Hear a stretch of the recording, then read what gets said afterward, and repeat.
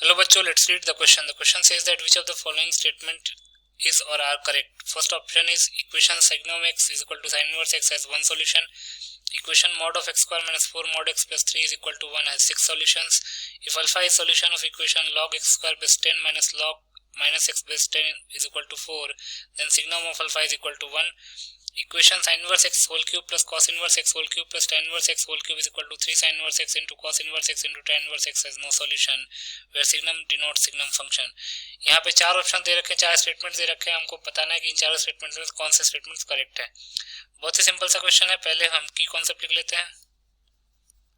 तो अगर हमको solution to equation f of x is equal to g of x निकालना है, तो देन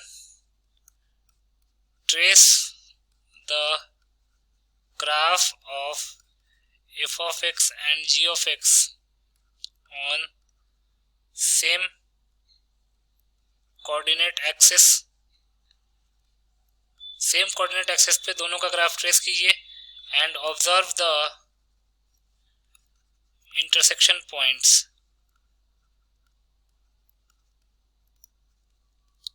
एंड अगर इंटरसेक्शन पॉइंट्स n है तो n सॉल्यूशंस हो जाएंगे।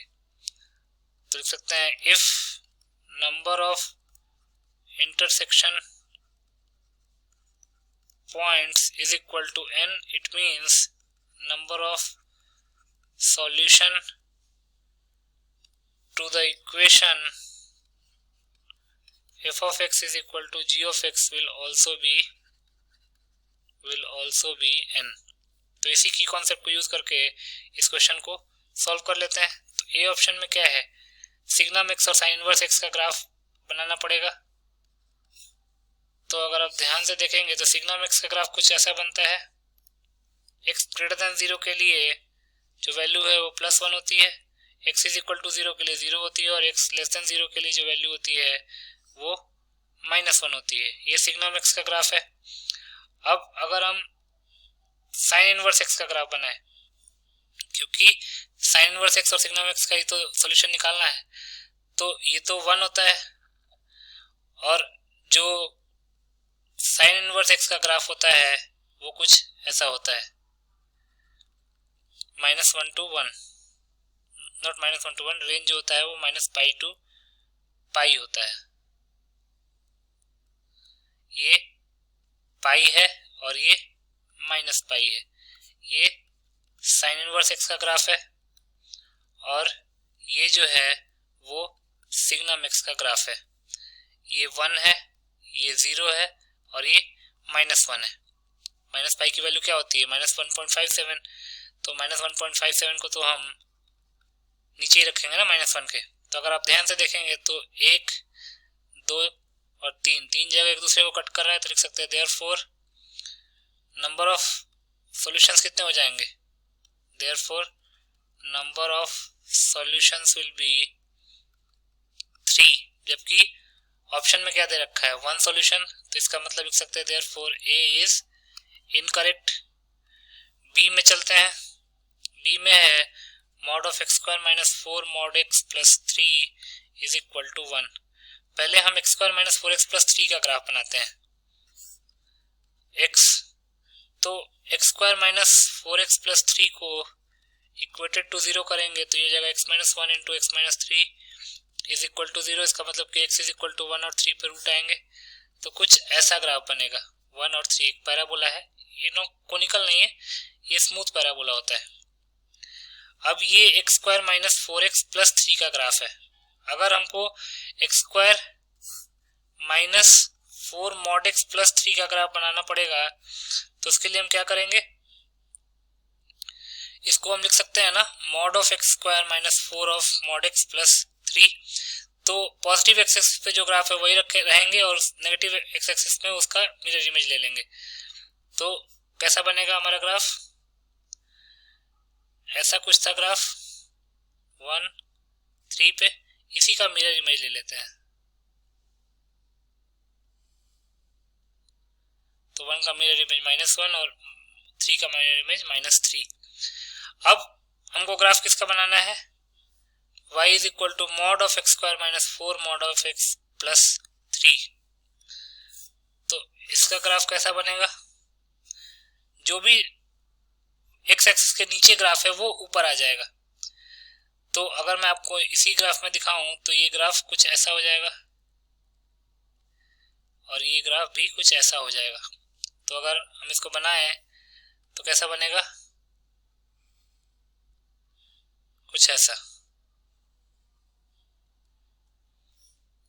अब ये तो ऊपर है ही सही,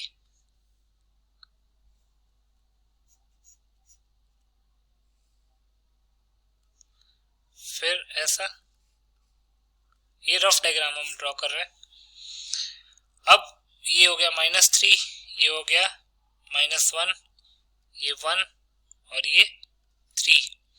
अब अगर आप ध्यान से देखें तो ये जो वैल्यू है वो क्या आएगी?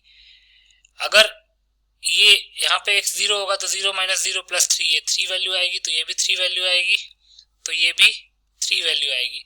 अब इस ग्राफ का और x = 1, नॉट x = 1, y = 1 का ग्राफ कैसा बनेगा? y = 1 का अगर आप ग्राफ बनाएंगे तो कुछ ऐसा बनेगा। y = 1 तो कितने जगह पे कट कर रहा है? 1 2 3 4 5 6 7 8। तो लिख सकते हैं therefore mod of x square minus 4 mod of x plus 3 is equal to 1 has 8 real solutions। तो इसका मतलब बी ऑप्शन भी इनकरेक्ट हो गया। अब सी ऑप्शन में चलते हैं। तो सी ऑप्शन में क्या दे रखा है? If alpha is the solution then signum alpha की वैल्यू निकालनी है। तो पहले सॉल्यूशन निकालते हैं। log x square base 10 minus log minus x base 10 is equal to 4। यही तो है, log x square base 10 minus log of minus x base 10 is equal to 4। इसी का तो सॉल्यूशन निकालना है। तो यहाँ पे log की कुछ प्रॉपर्टीज अप्लाई करेंगे। ये हो जाएगा log of 10 log of base 10 minus x का स्क्वायर भी तो लिख सकते हैं, minus log of minus x base 10 is equal to 4।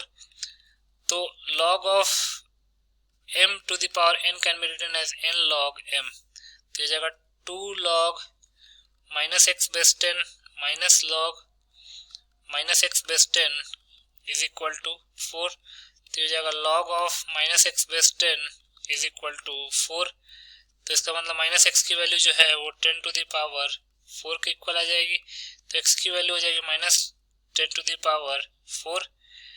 अब x अगर -10 to the power 4 है तो सिग्नम x क्या हो जाएगा? ये अल्फा के इक्वल है तो सिग्नम अल्फा क्या हो जाएगा? -1 के इक्वल, क्योंकि -10 to the power 4 एक नेगेटिव क्वांटिटी और नेगेटिव क्वांटिटी का सिग्नम क्या होता है? -1। तो इसका मतलब कि सी ऑप्शन भी इनकरेक्ट हो गया, क्योंकि अगर ध्यान से देखेंगे तो सी ऑप्शन में क्या लिख रखा है? सिग्नम अल्फा इक्वल्स टू 1, जबकि सिग्नम अल्फा हमारे पास क्या है? -1। तो सी ऑप्शन में इनकरेक्ट हो गया। देन डी ऑप्शन में चलते हैं। डी ऑप्शन में क्या दे रखा है? डी ऑप्शन में दे रखा है sin inverse x whole cube plus cos inverse x whole cube plus tan inverse x whole cube equals to 3 sin inverse x cos inverse x tan inverse x has no solution। देख लेते हैं। तो sin inverse x whole cube plus cos inverse x whole cube plus tan inverse x whole cube is equal to 3 sin inverse x into cos inverse x into tan inverse x। हम जानते हैं, we know that if a plus b plus c is equal to 0 then a cube plus b cube plus c cube की जो value है वो 3abc के equal होगी। तो इसका मतलब कि a cube plus b cube plus c cube 3abc के इक्वल, इसका मतलब a plus b plus c 0 के इक्वल हो जाएगा। तो इसका मतलब sine inverse x plus cos inverse x plus tan inverse x जो है वो 0 के इक्वल हो जाएगा। अब sine inverse x plus cos inverse x तो π/2 के इक्वल होता है। π/2 plus tan inverse x is equal to 0। तो tan inverse x is equal to -π/2। दोनों का ग्राफ बना लेते हैं और देख लेते हैं। तो अगर आप ग्राफ बनाएंगे तो tan इनवर्स x का ग्राफ कुछ ऐसा बनता है।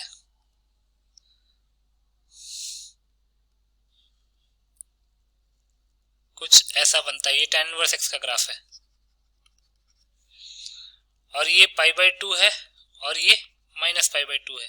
अब अगर आप ध्यान से देखें तो -π/2 की जो लाइन है वो tan इनवर्स x के ग्राफ को कभी कट ही नहीं कर रही है, तो लिख सकते हैं therefore tan inverse x is equal to -π/2 has no solution, और यही डी ऑप्शन में दे रखा है, तो डी जो है वो हमारा करेक्ट ऑप्शन हो जाएगा। तो डी ऑप्शन को टिक कर लेते हैं।